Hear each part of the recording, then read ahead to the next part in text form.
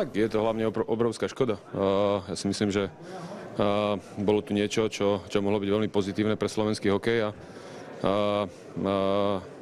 nebola tam tá podpora, ktorá by to potrebovala a tým pádom to skončilo ako skončilo a je to obrovská škoda pre slovenský hokej. Idete do opozície, tá vaša skupina, alebo dáte teraz ruky do toho preč? Tak ja mám ruky preč od Slovenského zväzu ľadového hokeja, lebo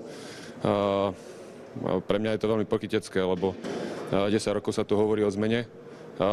Všetci, či už aj v kluboch, alebo proste v celom hokejovom hnutí, by som povedal, že až vyplakávajú, že proste takto sa to robiť nedá a toto proste nie je dobré. A keď sa tu navrhne nejaká zmena, ktorá je moderná, ktorá je pozitívna, tak strčia hlavu do piesku. Takže pre mňa je to určite obrovské sklamanie a je to škoda hlavne pre slovenský hokej. Nie pre mňa, ale Rišo a jeho skupina sa vie pohybovať vo svete a nemá žiadny problém v živote, ale je to obrovská škoda pre slovenský hokej, že 4 roky to bude takto pokračovať, ako to pokračovalo doteraz.